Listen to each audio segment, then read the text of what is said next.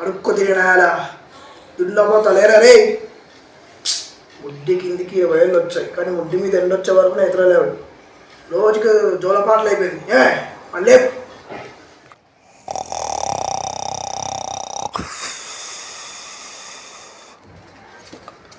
రే కార్తిక్ లే,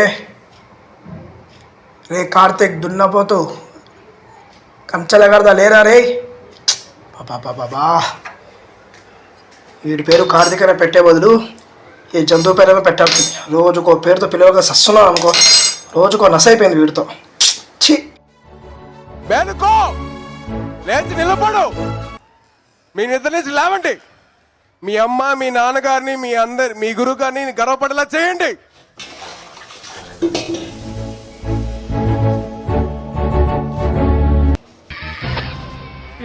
డ్రెస్సులు వేసుకుంటాను ఏం హాలత్ అయిపోయింది. కాలేజీలో పోరగాళ్ళ మధ్య తిరిగేటువంటి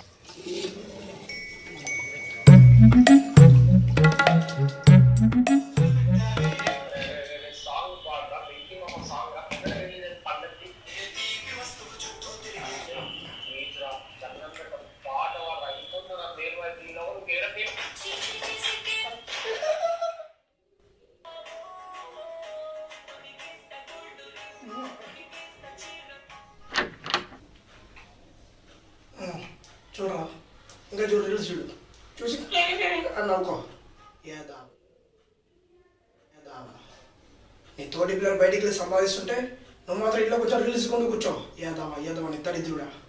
ఇంకెప్పుడు సంపాదిస్తావు నువ్వు? అసలు లైఫ్ మీద ఏమైనా ఆశ ఉందా? సంపాదించే ఏమైనా ఆలోచన ఉందా? ఎలా బయటికి తిరిగి రాబో, ఎప్పుడు ఇంట్లో ఏం చేస్తావా?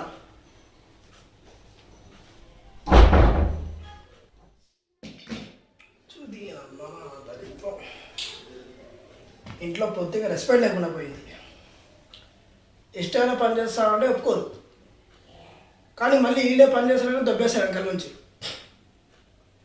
పొద్దున్న లేచిన దగ్గర నుంచి రాత్రి పడుకునేదాకా ఒకటే పని. ఏమొస్తుందండి పని? మాకు ఏం చేద్దామని పని? ఏం పని రాదు మాకు, ఎందుకంటే మాకు చేయడానికి ఏం రాదు కాబట్టి. అదే విషయం ఏమిటో ఇది. అయినా ఎవరనగా ఎలా ఉండే, ఇదంతా నా దరిద్రం. భక్త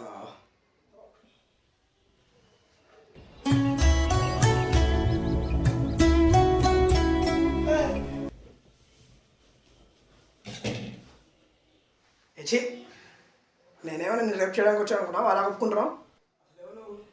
అసలు అలా ఉన్నాయండి. నీ దరిద్రం ఇలా కాకుండా పక్కింటి ఆంటీలా ఉంటుంది అనుకున్నావా నాయన? దరిద్రమా? నా దరిద్రమా?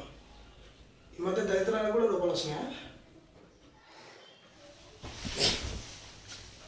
ఎందుకు నువ్వే భయపడతావు? నువ్వు నేను మంచి స్నేహితులు. పాపం ఫ్రెండ్ ఏదో కష్టాలు ఉన్నాడు కదా, బాధపడుతున్నాడు, ఓదార్దామని వస్తే నువ్వు నన్నే అంటున్నావు. ఏంటి ఓదార్చేది? అసలు నీ వల్లే నాకు ఇన్ని సమస్యలు. మధ్యలో నేనేం చేశాను రా? ఏం చేసావా? బయట హోటల్ ఏదైనా తిందామని వెళ్తే అక్కడ ఫుడ్ ఉండదు. సరే ఎక్కడికైనా బయటికి వెళ్దామని బస్సు ఎక్కితే అక్కడ సీటు దొరకదు. సరే రిలాక్స్ అవుదామని పార్క్ వెళ్తే అక్కడ అందరికీ లవర్స్ ఉంటారు, నాకు తప్ప. మరి ఇది దరిద్రం కాక ఏమంటాడు దీన్ని? అయినా ఏం బిగి కట్టామంటారు? నీకు లవర్ ఉండాలి.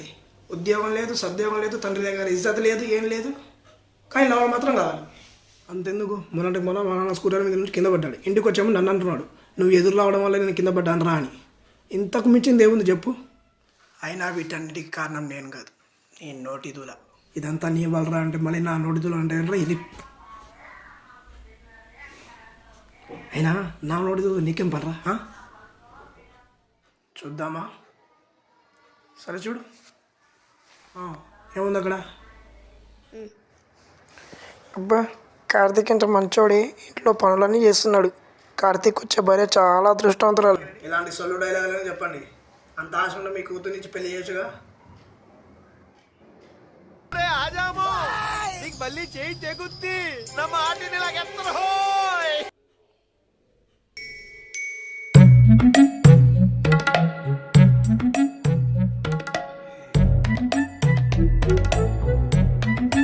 సరేరా, ఇదంతా కాదు, నీ ప్రాబ్లం అంటే నేను పరిష్కరిస్తాను. నువ్వు ఎంతవరకు చదువుకున్నావు చెప్పు? Degree. Degree final year, okay. సరే, తర్వాత ఏమవుదాం అనుకుంటున్నావు? ఓ అమ్మాయిని పెళ్లి చేసుకుని ఓ ఇంటి అల్లుడు అవుదాం అనుకుంటున్నావు. చెప్పు తీసుకొని కొడతా ఏమనుకో. అర్థంగా చెప్పు. Stand up comedian. మీ నాన్నకి చెప్పావా? నేను స్టాండప్ కమెడియన్ అవుతానని మా నాన్నకి చెప్పాను, కానీ ఆయన ఒప్పుకోవట్లేదు. కానీ ఇప్పుడేమో వాళ్ళే నన్ను పని చేయమని పని దుబ్బేస్తున్నారు. ఇష్టం లేని పని ఎలా అని చేయమంటావు? వాళ్ళు అంటారా, ఎందుకంటే అంత డబ్బు ఖర్చు పెట్టి నేను చదివించిన తర్వాత నువ్వు స్టాండప్ కమెడియన్ అయ్యి అందరినీ నవ్విస్తున్నా అంటే ఏ తల్లిదండ్రులు ఒప్పుకోరు.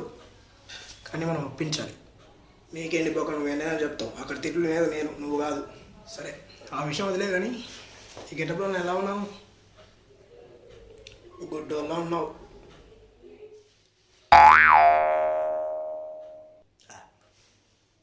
అయినా ఎప్పుడు లేని ఇప్పుడు ఎందుకు వచ్చావు నా ముందర? నువ్వు ఎదురుగా ఉంటే కత్తి తీసుకొని పొచ్చేస్తాను అనుకున్నావు. పక్కకు పోయి. నేను ఎక్కడికి వెళ్ళాను? నీ లైఫ్ని మార్చిన తర్వాత నేను ఇక్కడి నుంచి వెళ్తాను. బొక్క నా లైఫ్ మీద నాకే హోప్ లేదు, నువ్వే నా లైఫ్ని బాగు చేసేది బొంగు.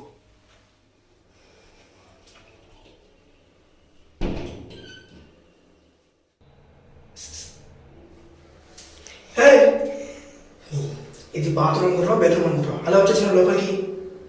నేను దరిద్రాలు రా, నేను ఎక్కడికైనా రాగలను, కానీ ఇక్కడికి కూడా రాకూడదు.